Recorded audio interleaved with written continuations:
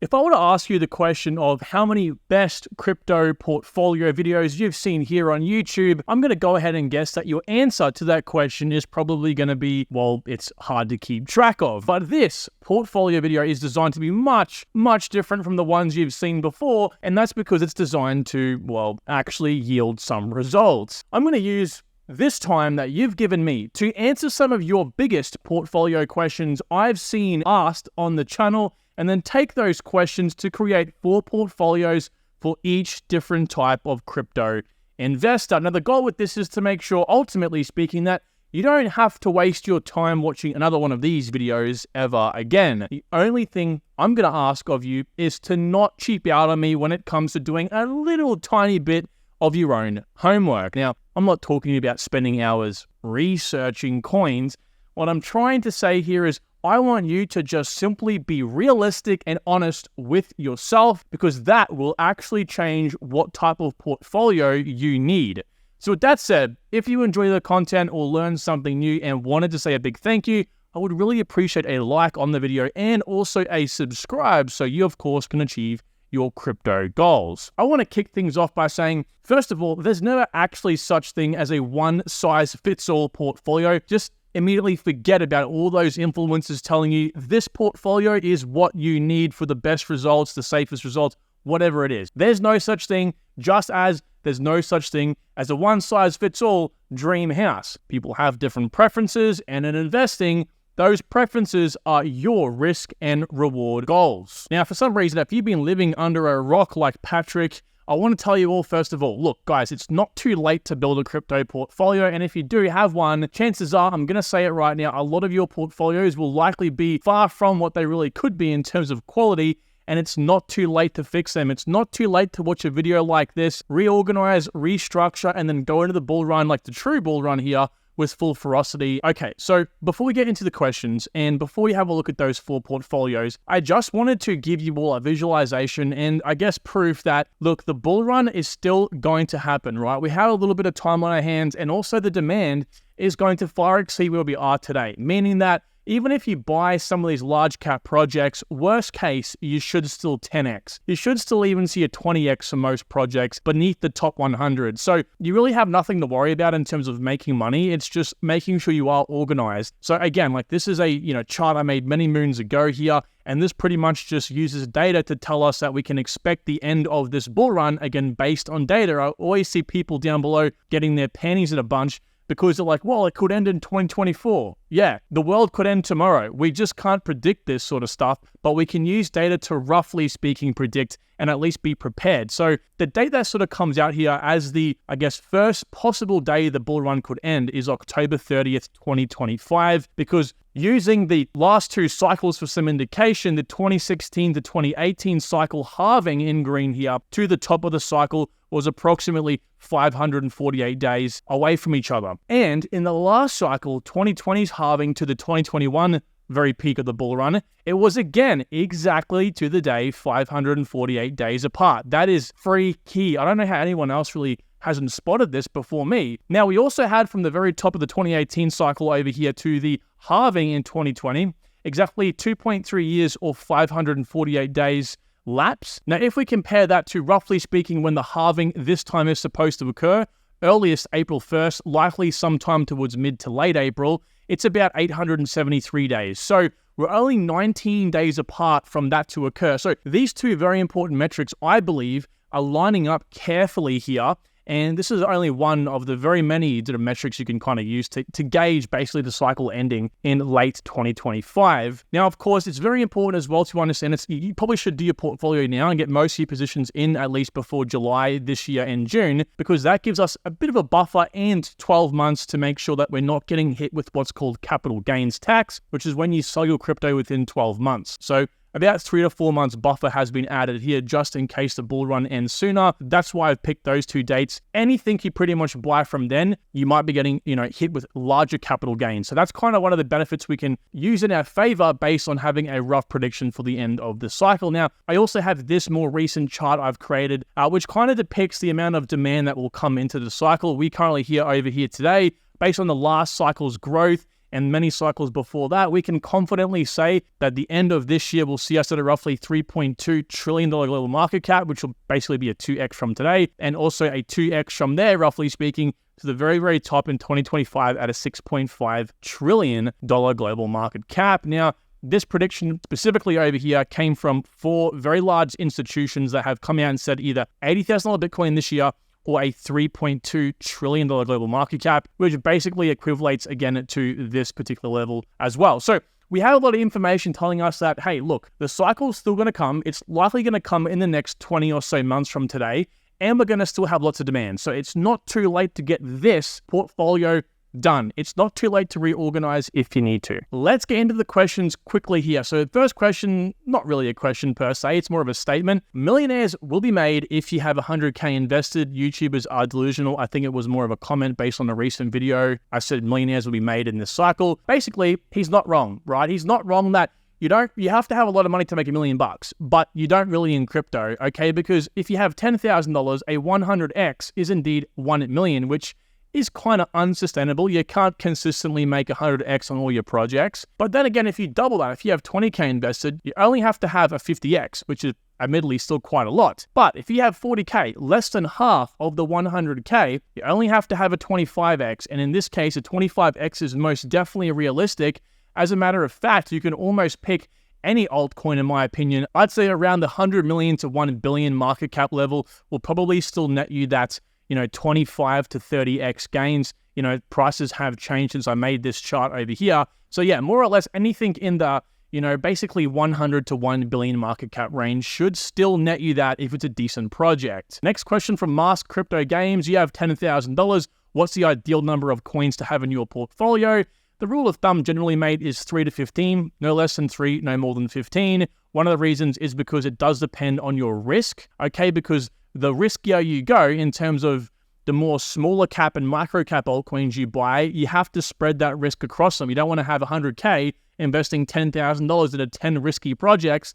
You'd probably rather have $1,000 invested in 100 small cap projects, okay? So you might have a portfolio like this where you have your low risk and mid risk. So this is basically your projects over here at like the 1 billion to 25 billion and also the 100 million to 1 billion. And you can spread that most definitely across 10 projects. Likewise, the same thing over here where you might have, a couple of no-risk projects, aka, Bitcoin and Ethereum, a couple low-risk, couple mid-risk, and then some high-risk, and then you just pretty much work out the, amount you would invest in them a little bit differently, favored towards the top side. Again, it depends on exactly how much risk you're willing to take in crypto. If you can risk it all, you're going to put more down here. If you can't risk much, you're going to put more up here. All right, that's how it works. Again, in the example of you want to go completely balls to the wall high risk, well, this might be what your portfolio looks like, okay? If you want to go all micro caps, you might have 20 in each at $10,000 portfolio, $500 allocated. So, that's kind of the little nuanced details I'm going to cover in today's video. The next question is one I answered on my Q&A video. He says, let's be honest, I have exactly 24 altcoins in my portfolio. I want to remove some, but my issue is that a lot of these coins are in good narratives and niches. Should I remove some or leave the portfolio as is? And my answer will always come back to, can you commit to 10 minutes of research per project per day? So for this guy, it's 240 minutes of research, which is like 4 hours, right? If you can't see yourself doing that, right, it's not the end of the world, because as I mentioned down here, if you have a solid exit plan sorted, right, which is, it's automatically all sold off for you, that's fine. You can kind of sit back and relax. But if any little sort of detail comes out about the project, and you have 24 altcoins and you can't keep tabs every single day on at least what's happening, good, bad, neutral sentiment, then you might miss something that you end up losing an altcoin for. It might go to zero and you're screwed. So I would say, again, stick with that general rule of thumb, 10 minutes per altcoin per day. So default says, why do you have no AI or GPU compute coins in your portfolio? It will be the next big narrative. Now, I actually think AI/GPU/ decentralized computing projects like Render, like Flux, even like ICP to a degree, are going to be massive this bull run, okay? And I've pointed it out over here. As you can see, AI is a 10 out of 10 on the ranking list. And I would say, look, if you're someone thinking to yourself, what narratives do I buy into? Well, first of all, I think you should buy into narratives that you know about or you want to learn about. That way you can kind of separate the wheat from the chaff. But at the same time, I would say pick any between the 10 and 9 category I've ranked here. This is where I think most of the demand in the crypto space will go to. in the next 2 years. These will be the biggest players. And already over the last 3 months, we've seen layer 2s, AI, layer 1s, real-world assets, gambling, GameFi, oracles. Already some of these projects or narratives are already popping off. And I do speak about AI in particular, 5 altcoins that I would look at for AI, DePIN, sort of general intelligence in this video over here, which I would highly suggest you watch. I will definitely leave a link down below. I don't just pick 7 altcoins or whatever it is, 5 altcoins. I actually take you through the reasons why. The second last comment comes from Liam. He says, I feel scared that I won't cash out in 2024 and the bull market will be over by 2025. Does anyone else feel the same? This must be something, guys, you do for all of your altcoins. If not, you're likely to not make any money at all. And I'm talking about an exit plan. You must have an exit plan for every single one of your altcoins. Now, like I mentioned here, they don't all shoot up at one time. They don't all come up with Bitcoin and they don't all crash with Bitcoin. It's not like a one big hurrah moment. Oracles, for example, might have their all-time high in the next 6 months when the actual top of the cycle might be in the next 15 months. So you have to understand this. I've got lots of data on the channel going over it. So please don't think that, which is why you have to, again, have your certain levels and you have to know what your actual ROI goal is, your return on investment goal for each altcoin is, before you buy, and when you buy, you set the sell levels up. It's all taken care of, okay? So here's your free content. I'll leave the links to these 2 videos down below, going into creating an exit plan. But of course, I would always suggest you guys look at the actual paid product over here. Now, the reason why I made the free content is to, if you can't afford this, that'll be enough. But if you really want to take this seriously, then of course, the course will be down below. It's $149 for the exit plan, and it's only 2 hours long. Our last comment is from Harry. He says, is it too late to start building the altcoin portfolio now? And of course, my answer is no. You just have to make sure if you buy Solana, for example, you're only going to really get a 5x out of the project now. Long gone are the days where you could have 30x, 40x. Now it's only a 5x. So make sure before you buy any altcoins and before you create a portfolio, you again are making sure you hit your ROI goals. So before we get into exactly how that's done, because I will tell you in a second here how that's actually done, there are some non-negotiables. You have to always assess your risk. You have to always assess your goals, like how many multiples you need from crypto. Not want, need. How many do you actually need? Don't be someone who goes, I want 100x because you want 100x. We all want 100x. Be realistic. 10 minutes of research per project per day.